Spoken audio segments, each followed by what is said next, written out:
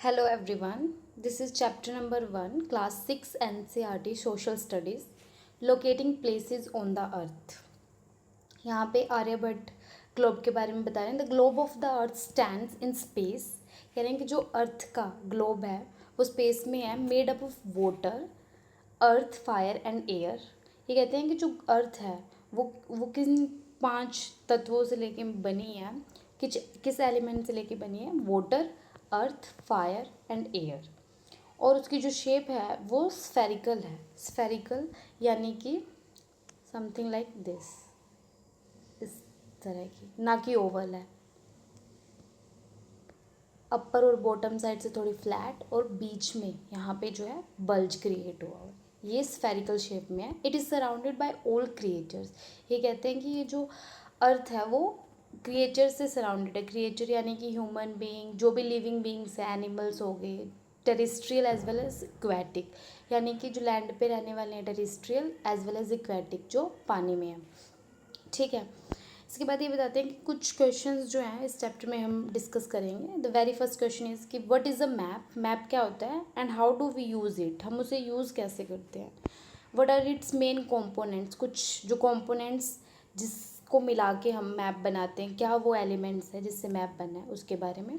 The second question is what are coordinates. Coordinates क्या होते हैं. How can latitude and longitude be use to mark any location on the earth. कि latitude और longitude का use हम कैसे करते हैं किसी भी लोकेशन को अर्थ के ऊपर मार्क करने के लिए.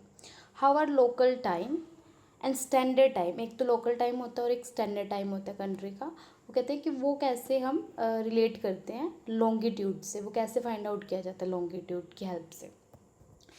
तो सबसे पहले एक इमेजिनेशन करनी है हमें कि imagine that you are visiting a city. आप एक सिटी विजिट कर रहे हो पहली बार. How would you find the places you want to visit. आप जिन जगहों पे जाना चाहते हो कैसे फाइंड आउट करोगे.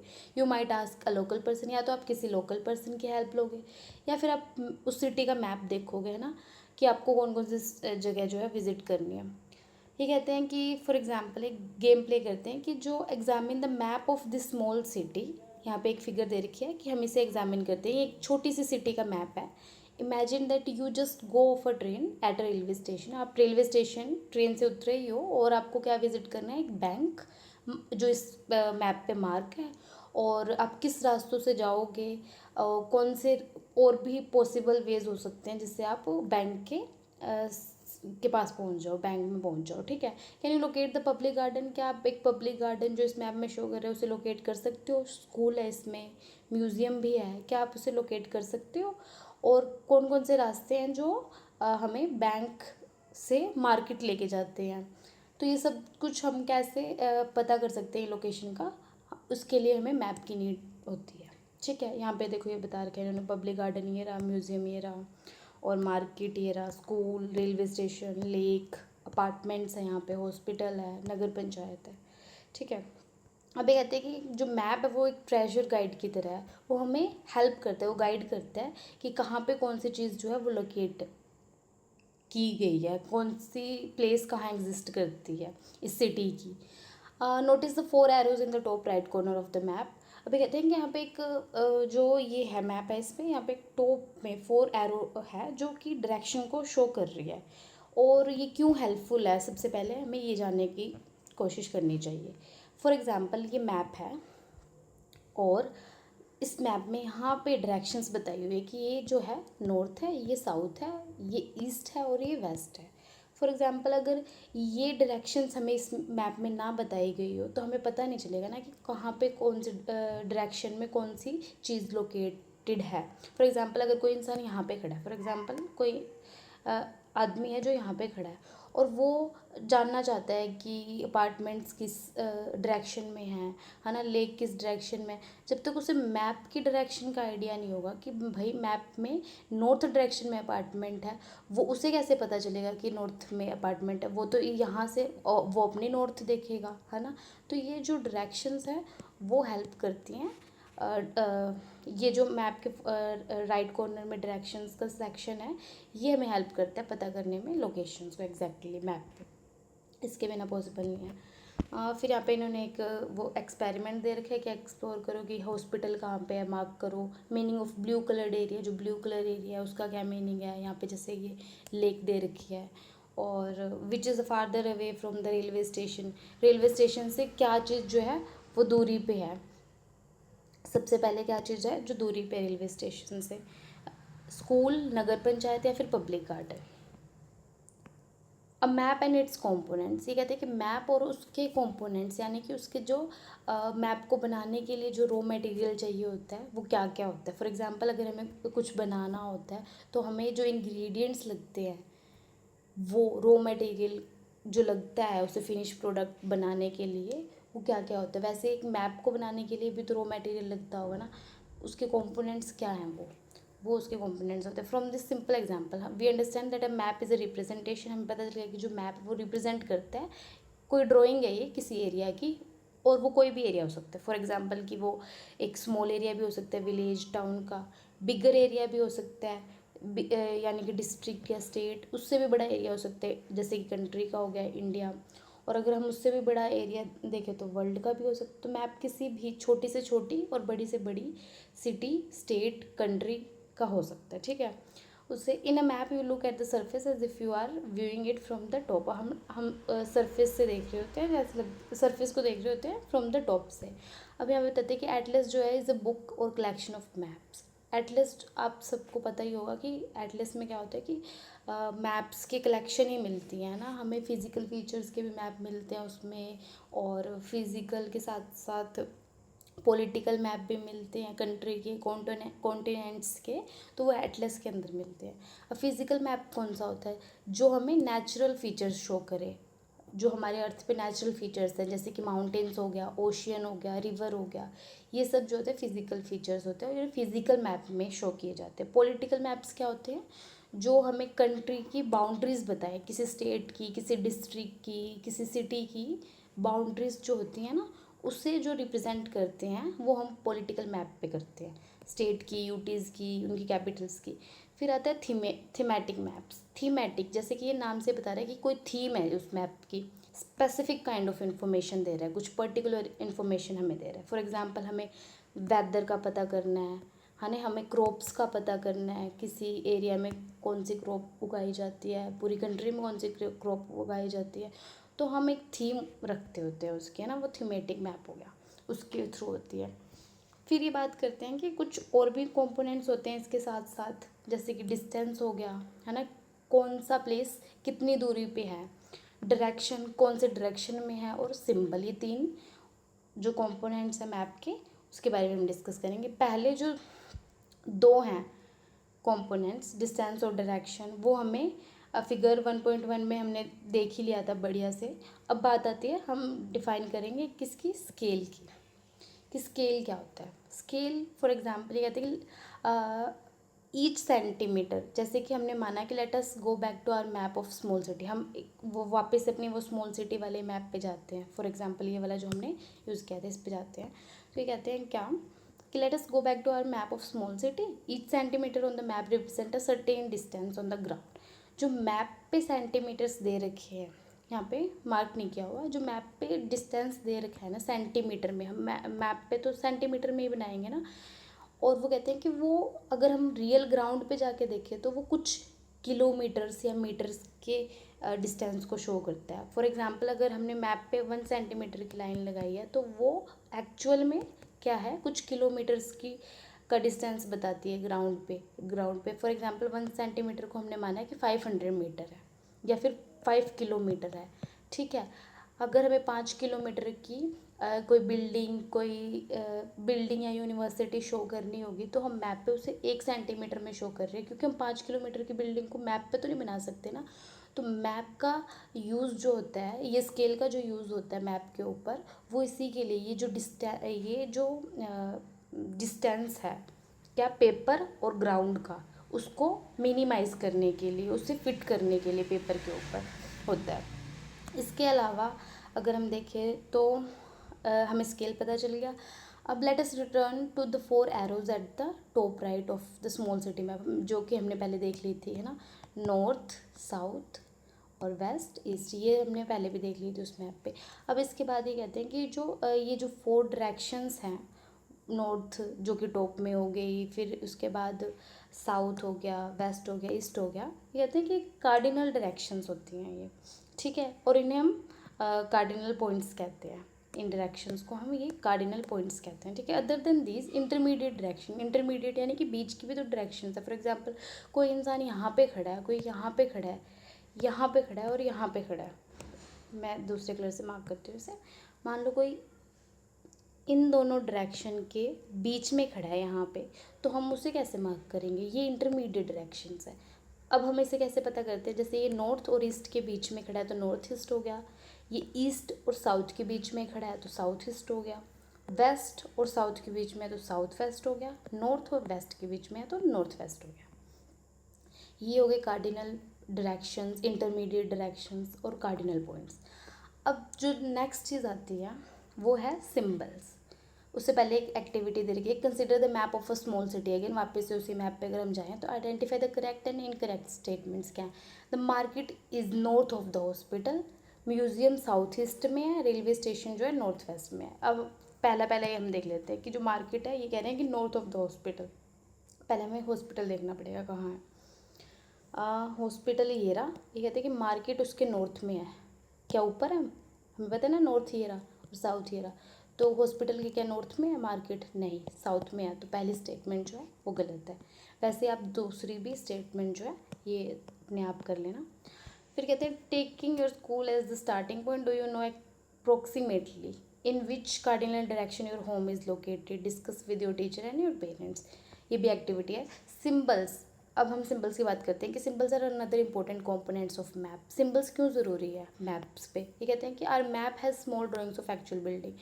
जो मैप्स होते हैं उसमें हम कई बार क्या करते हैं कि जैसे अभी हमने ऊपर वाला मैप देखा, उसमें हमने हॉस्पिटल भी बना दिया, मार्केट भी बना दिया है ना, और गार्डन और ये सब जो है इनको ड्रॉ करके बना दिया, ठीक है। फॉर एग्जांपल अगर हमारे पास किसी बड़ी सी सिटी, बड़ी सी कंट्री का मैप बनाना हो तो उस पर तो पॉसिबल नहीं है ना कि हम ये छोटी छोटी बिल्डिंग्स जो हैं इन सारों की ड्राइंग्स बनाए, है ना। तो फिर वो जो बड़े मैप हैं बड़ी सिटी के, बड़ी कंट्री के, उनके ऊपर अगर हमें इन प्लेसेस को दिखाना हो, हॉस्पिटल को दिखाना हो, नगर पंचायत, पोस्ट ऑफिसेज को दिखाना हो, तो हम क्या करते हैं, उसके लिए हम सिंबल्स का यूज़ करते हैं। उसके लिए हम ड्राइंग नहीं बनाते हैं एक्चुअल बिल्डिंग की, उसके लिए हम सिंबल्स का यूज़ करते हैं। तो ये सिंबल्स जैसे हैं बिल्डिंग्स के लिए कैसे कैसे सिंबल्स होते हैं, जैसे कि रेलवे स्टेशन के लिए सिंबल होता है कुछ, स्कूल के लिए, पोस्ट ऑफिस, रेलवे लाइन, इन सब के लिए जो है सिंबल्स बनाए हुए हैं। नेचुरल एलिमेंट्स के लिए भी, जैसे रिवर, पॉन्ड्स, फॉरेस्ट, इन सब के लिए भी सिंबल्स बनाए हुए हैं। अब हम उन सिंबल्स को देखेंगे। अभी पहले उससे पहले ये बताते हैं कि जो सिंबल्स हैं हर कंट्री ने ना कुछ स्पेसिफिक सिंबल्स बना रखे हैं, डिफरेंट डिफरेंट कंट्रीज़ ने अपने, कि जो उनके कंट्री में जितने भी हॉस्पिटल होंगे उसे हम ऐसे रिप्रेजेंट करेंगे, जो रेलवे ट्रैक्स होंगे उसे ऐसे रिप्रेजेंट करेंगे। तो मतलब कुछ स्पेसिफाइड जो सिंबल्स हैं उन्होंने बना रखे हैं सभी कंट्रीज़ ने अपने अपने, कि वो अपने मैप पे उसे कैसे शो करेंगी। फिर अगर ये कहते हैं कि मान लो कि अगर हम इसे ना बनाएं, सिंबल्स को एक जैसा ना बनाएं ऑल ओवर द कंट्री, तो क्या डिफ़िकल्टी होगी। फॉर एग्जांपल एक गुजरात है, स्टेट है गुजरात, और एक स्टेट है हरियाणा। हरियाणा जो है वो उसने अपना खुद का सिंबल बना रखा है, उसने मान लो गार्डन्स को दिखाने के लिए ब्लू कलर के गार्डन्स शो करता है, और गुजरात जो है वो ग्रीन कलर के गार्डन शो करता है, ठीक है। तो अगर कोई न्यू पर्सन है, उसे अगर मैप को अंडरस्टैंड करना है हरियाणा या गुजरात के, तो उससे तो बड़ी कन्फ्यूज़न होगी। उससे तो पहले ये पता ही नहीं होगा कि इस स्टेट में तो जो गुजरात है वहाँ पे तो गार्डन को ग्रीन से दिखा रहे हैं, और जो हरियाणा है वहाँ पे ब्लू से दिखा रहे हैं। तो ऐसे कन्फ्यूजन क्रिएट ना हो इसलिए क्या किया जाता है कि पूरी कंट्री जो है, इंडिया है या फिर जो दूसरी कंट्रीज़ भी है, वो सभी एक स्पेसिफिक जो है सिंबल्स अडोप्ट कर लेते हैं कि वो अपने मैप में कैसे शो करेंगे इन सब बिल्डिंग्स को, ठीक है। अब यहाँ पे कुछ एग्जांपल्स भी हमें दे रखे हैं इन बिल्डिंग्स के, जैसे कि रेलवे लाइन के लिए ये है, ब्रॉड गोज, रेलवे स्टेशन के लिए ये वाला है, ठीक है। मेटल रोड के लिए, अनमेटल रोड्स के लिए हो गया। फिर बाउंड्रीज, इंटरनेशनल, स्टेट और डिस्ट्रिक्ट। अब इंटरनेशनल बाउंड्रीज के लिए देखो ये सिंपल से पॉइंट्स हैं, और इंटरनेशनल के बाद स्टेट के लिए ये 3 डॉट हो गए। फिर डिस्ट्रिक्ट के लिए ये, रिवर्स के लिए, वेल टैंक, इन सब के लिए, टेम्पल्स के लिए, चर्च के लिए, मॉस्क के लिए। मतलब ये मैप में अगर इन्हें चर्च, मॉस्क और ये सब चीज़ें दिखानी है ना, तो वो ऐसे इन सिंबल्स के थ्रू दिखा देंगे। वो कोई ड्राइंग्स नहीं बनाएंगी किसी हॉस्पिटल की, चर्च की, इन सब की, सीधे इन सिंबल से प्रेजेंट कर देंगी। और पोस्ट ऑफिस और इन सब की ये है, सेटलमेंट्स, ग्रेवयार्ड कब्रिस्तान जो हो गया, ट्रीज, ग्रास, इन सब की। ठीक है। अब कहते हैं कि मैपिंग द अर्थ। अब हम अर्थ को मैप करने की कोशिश करते हैं। कहते हैं कि जो मैपिंग द अर्थ है is a little more difficult because our planet is not a flat surface. ये मैंने आपको शुरुआत में भी बताया था कि हमारा जो अर्थ है वो ओवल शेप का नहीं है, मतलब वो सर्कुलर शेप का नहीं है। ठीक है। उसकी जो शेप है वो कैसी है, थोड़ी सी फ्लैट है ऊपर से और साउंड से बल्जी है ना, यानी कि स्फेरिकल शेप का है वो। तो ये कहते हैं कि इस वजह से हमें जो मैपिंग करनी होती है ना वो थोड़ी डिफ़िकल्ट हो जाती है। फॉर एग्जांपल अगर कोई स्ट्रक्चर जो है लीनियर वे में है तो हम इजीली उस पर उसकी मैपिंग कर सकते हैं। कोई स्ट्रक्चर अगर ऐसी है तो हम कैसे मैपिंग करेंगे इस वाले एरिया की, है ना, तो वो थोड़ा डिफ़िकल्ट हो जाता है। वो ये कह रहे हैं कि फ्लैट भी नहीं है ना, फ्लैट सरफेस होती ऐसी तो हम उसकी मैपिंग जो है बड़ी इजीली कर लेते। बट हमारी जो अर्थ है वो स्फेरिकल शेप की है, वो फ्लैट भी नहीं है और सर्कुलर भी नहीं है पूरी। It nearly has the shape of sphere. ठीक है, नॉट परफेक्ट स्फेयर भी नहीं कहेंगे हम, but it is slightly flatten at the poles. यहाँ पे पोल्स होते हैं, ये जो है ये वाला एरिया जो है ये पोल्स होता है। ये नॉर्थ पोल है, ये साउथ पोल है। तो ये कहते हैं ये जो पोल्स हैं यहाँ पे तो फ्लैट है एरिया, और जो इस साइड है यहाँ पे जो है बल्ज है। ठीक है। कहते हैं कि अगर हम रिप्रेजेंट करें स्फेयर को फ्लैट शीट ऑफ पेपर पे तो वो तो पॉसिबल नहीं है ना, कि अगर हम स्फेयर को फ्लैट शीट ऑफ पेपर पे बनाना चाहें तो। ये एक एग्जांपल भी देते हैं। मान लो हम ऑरेंज को पील करते हैं, जब हम ऑरेंज को पील करते हैं तो कभी भी ऑरेंज जो है फ्लैट ऐसे तो पील हुआ हुआ नहीं मिलता, इस शेप में तो पील हुआ हुआ नहीं मिलता हमें हमेशा ऐसे ऐसे चंक्स मिलते हैं उसके पील हुए हुए कर्व वाले। फिर ये कहते हैं कि अगर हमें इन्हें फ्लैट करना हो तो हमें ये एजेस इनकी काटनी पड़ेगी, ये किनारे काटने पड़ेंगे तो जाके ये फ्लैट होंगे। वैसे ही ये जो अर्थ है ये भी स्फेरिकल है, और अगर हमें इसकी मैपिंग करनी होगी तो इसके एजेस को फ्लैटन करना पड़ेगा। ठीक है, वरना ही डिफिकल्ट होगा। Now consider a globe which is fair on which a map is drone.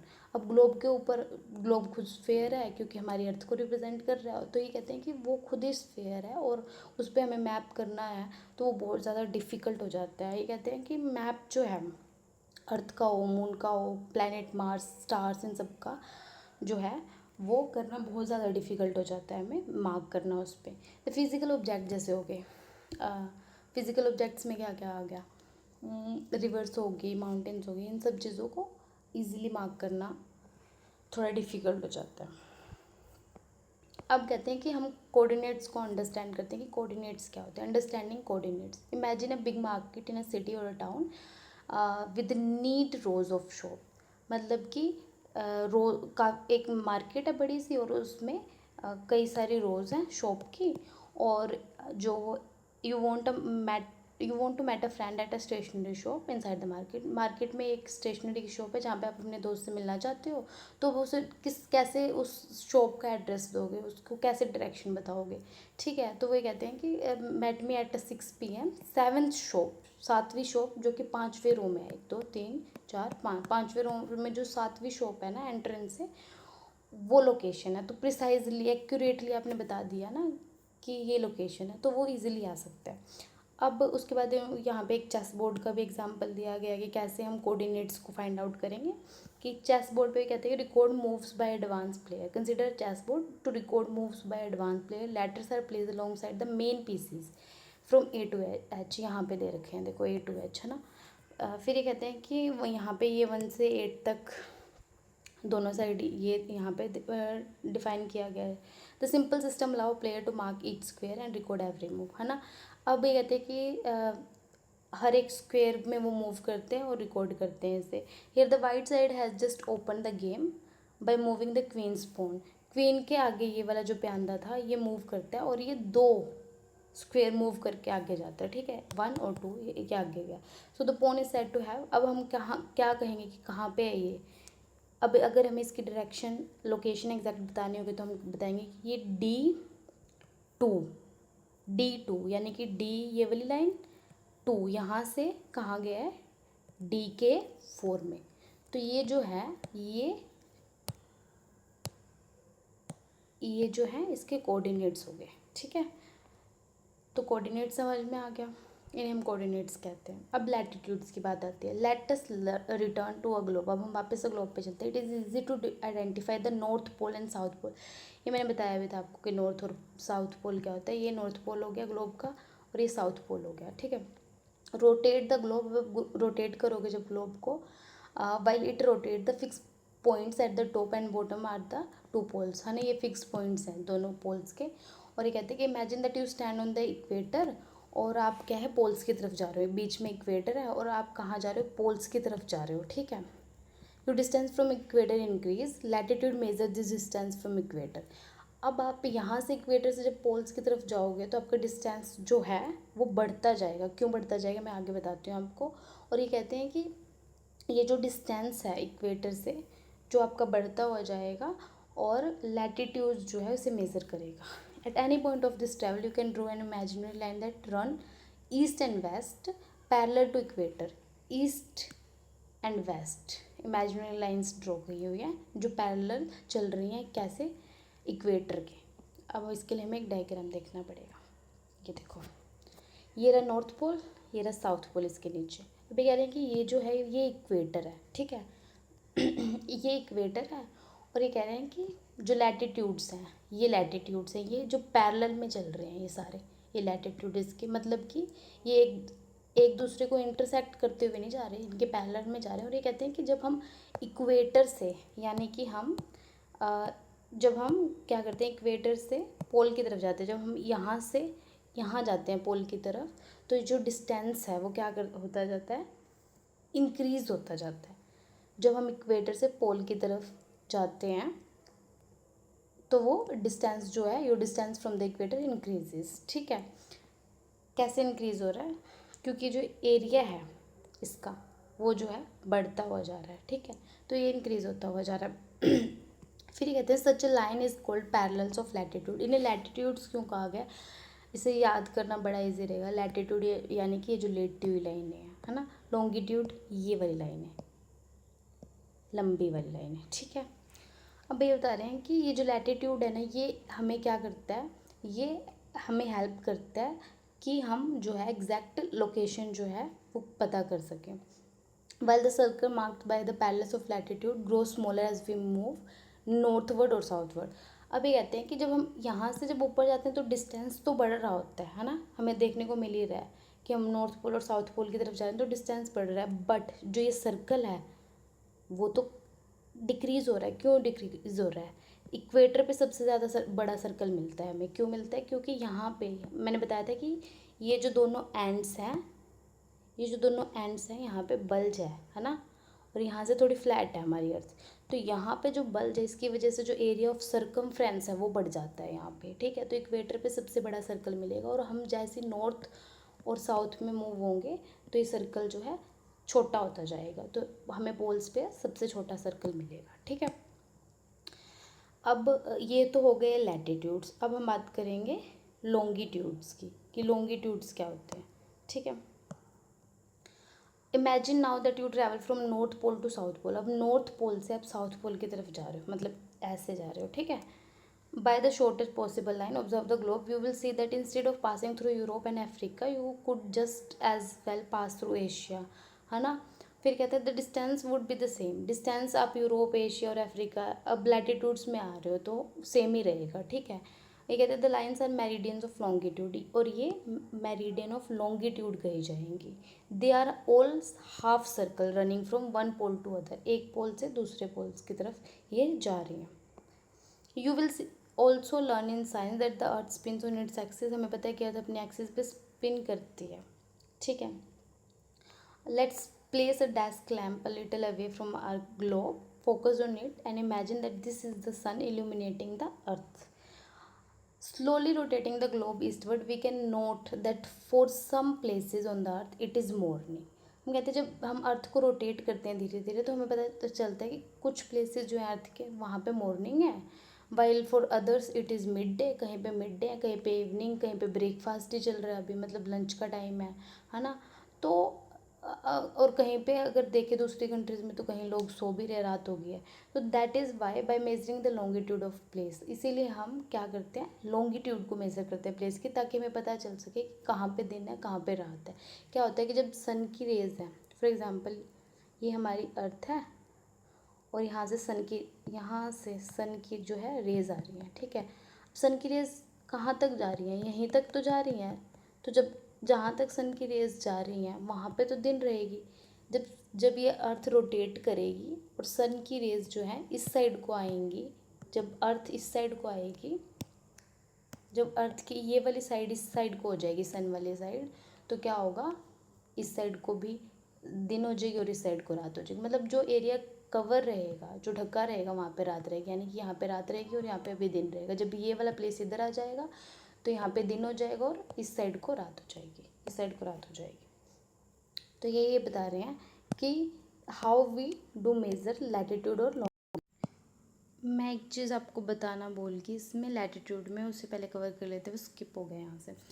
ये वाला पैराग्राफ जो बताता है कि latitudes are express in degree, कि हमें इन्हें डिग्री में एक्सप्रेस करते हैं बाय कन्वेंशन। द इक्वेटर जो है, जो इक्वेटर था, यानी कि ये जो है वो 0 डिग्री है, ये इक्वेटर जो है वो 0 डिग्री है, ठीक है, 0 डिग्री है। हम इन्हें डिग्री में एक्सप्रेस करते हैं। ये 90 डिग्री है नॉर्थ पोल और ये 90 डिग्री जो है ये साउथ पोल है।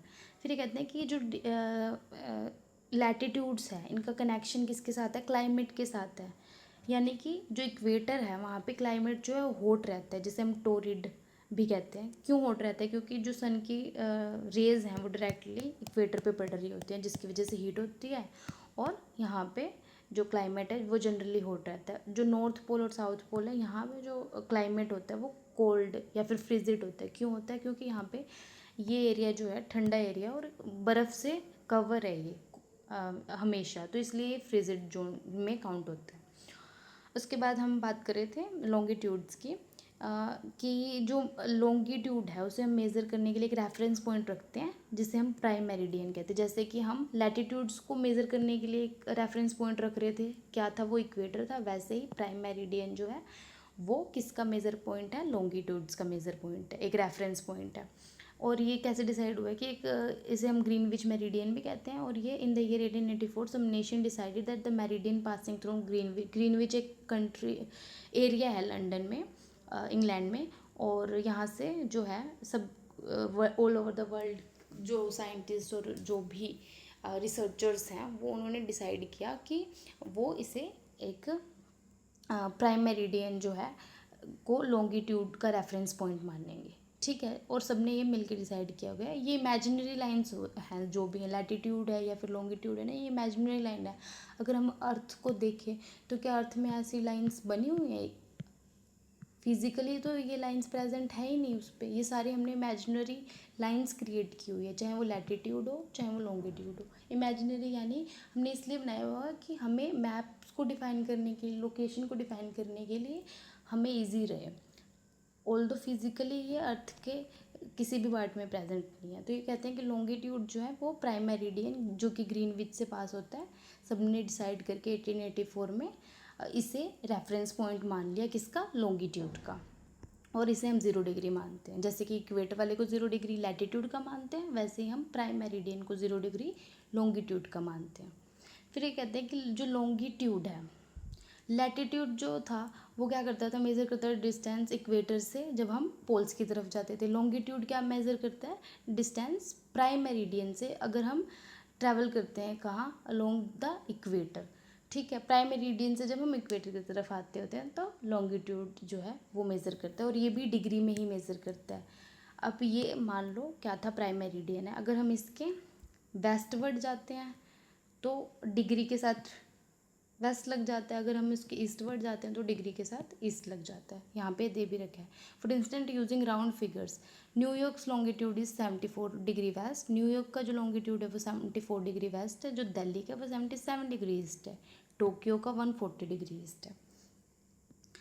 लैटिट्यूड्स एंड लॉन्गिट्यूड टुगेदर दो कोऑर्डिनेट्स हैं प्लेस के। With them you are now able to locate any place. अगर हमें लैटिट्यूड और लॉन्गिट्यूड पता चल गया तो हम क्या कर सकते हैं, किसी भी प्लेस की अर्थ पे लोकेशन पता कर सकते हैं। You can now understand a statement such as, जैसे कि दिल्ली जो है वो 29 डिग्री नॉर्थ लैटिट्यूड में है, 77 डिग्री ईस्ट लॉन्गिट्यूड पे है। ठीक है, अब यहाँ पे इन्होंने ये दे रखी है, the sketch shows how the prime meridian divides the earth. अब ये बताते हैं कि कैसे जो प्राइम मेरिडियन है वो अर्थ को डिवाइड करता है इनटू वेस्टर्न और ईस्टर्न हेमिस्फीयर में, और इक्वेटर जो है वो नॉर्दर्न एंड सदर्न हेमिस्फीयर में डिवाइड करती है। फॉर एग्जांपल ये इक्वेटर रही और ये क्या था, हमारा लॉन्गिट्यूड प्राइम मेरिडियन रहा।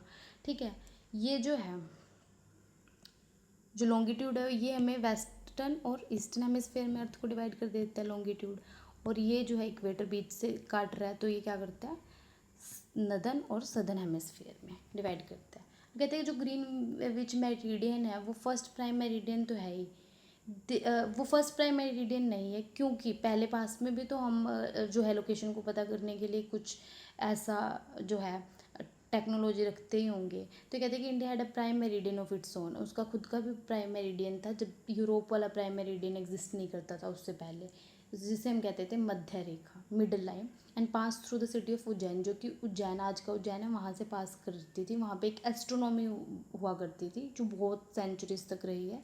वारामिहिर जो है वहाँ के एस्ट्रोनॉमर रहे हैं उस एस्ट्रोनॉमी में, और ये कहते हैं कि lived and worked there 1500 years ago, 1500 साल पहले जो है वहाँ पे वारामिहिर जो है उस एस्ट्रोनॉमिकल जो वो थी ऑफिस जो भी रहा है उज्जैन में, वहाँ पे रहे हैं। Indian astronomers were aware of concept of latitude और लॉन्गिट्यूड, उन्हें पता ही था, including the need for a zero और prime meridian. The Ujjaini meridian became a reference for calculation in all Indian astronomical text में। ये रहा वो मैप जिसमें इन्होंने बताया हुआ है, ये जा रही है प्राइम मेरिडियन कहाँ से, उज्जैन से क्रॉस करती हुई। फिर उन्होंने ये जो मैप है ये सर्वे ऑफ इंडिया ने बनाया हुआ है, इसमें parallels of latitude and meridians of longitude, latitudes जो है ये लेटे हुए, ठीक है, ये शो कर रखे हैं और लॉन्गिट्यूड्स भी शो कर रखे हैं। ठीक है, इन्होंने बताया हुआ है कि लैटिट्यूड जो है वो 8 डिग्री नॉर्थ से 37 डिग्री नॉर्थ, 8 डिग्री नॉर्थ यानी कि ये रहा, यहाँ पे 10 डिग्री दिखा रखा ना, यहाँ पे 8 डिग्री हो गया, यहाँ से लेके 37 यानी कि यहाँ तक जो है क्या है, लैटिट्यूड और लॉन्गिट्यूड जो है 68 डिग्री, 68 डिग्री यहाँ से जो है 97 डिग्री तक, यानी कि यहाँ तक जो है लॉन्गिट्यूड हो गया। अब कहते हैं कि टाइम जोन्स भी एग्जिस्ट करते हैं, उसको हम कैसे अंडरस्टैंड करते हैं। Let's make the globe rotate again, west से ईस्ट में ग्लोब जो है रोटेट करे, that is how our planet spins around its axis. Full turn जो है अपने एक्सिस पे वो 24 आवर्स में लेता है। अब फुल टर्न का मतलब हुआ 360 डिग्री, हमें पता है कि 360 डिग्री होता है सर्कल। सो दिस मीन्स कि 15 डिग्री जो है ग्लोब जो है स्पिन कर रहा है हर मिनट, हर घंटे, एवरी 1 आवर 15 डिग्री जो है स्पिन कर रहा है। Moving eastward from the prime meridian, जो प्राइम मेरिडियन है उसके अगर हम ईस्टवर्ड जाते हैं यानी कि इस साइड जाते हैं तो कह रहे हैं कि 0 degree we get 0 degree, 15 degree is 30 degree is 45 degree. ये कहते हैं कि ये प्राइम मेरिडियन को हमने माना था कि 0 डिग्री है, अगर हम उससे मूव करते हैं ईस्टवर्ड तो क्या कर रहे हैं हम 15 डिग्री हर घंटे में मूव कर रहे हैं, क्योंकि एक घंटे में मैंने बताया कि 15 डिग्री मूव कर रहा है ना, तो अगर एक घंटे में 15 डिग्री मूव कर रहा है तो हर घंटे जो है ये मूव करते करते जो है 45 डिग्रीज तक इन्होंने बताया वो है कि हर घंटे मूव कर रहा है 180 डिग्री ईस्ट तक मूव करते हुए। It is the same as adding 1 hour of local time with each 15 degree meridian, मतलब कि हम जो भी मेरिडियन दी गई है उसके साथ क्या करें 1 आवर अगर हम ऐड करते चलें तो हमारा जो एग्जैक्ट टाइम वो निकलता जाएगा। इफ़ इट इज़ 12 PM और नून एट ग्रीनविच, मान लो कि जो ये ग्रीनविच है यहाँ पे 12 PM हो रहा है, तो अगर हम 15 डिग्री ईस्ट यानी कि 15 डिग्री ईस्ट मूव करेंगे तो 1 घंटा होगा, और हमें यहाँ का टाइम पता करना हो तो क्या होगा, 12 तो ग्रीनविच में ही बज रहे थे और 15 डिग्री जो है ये ग्लोब मूव किया है, तो यहाँ मीन्स 1 PM होगा टाइम। तो ऐसे हम टाइम को पता करते हैं।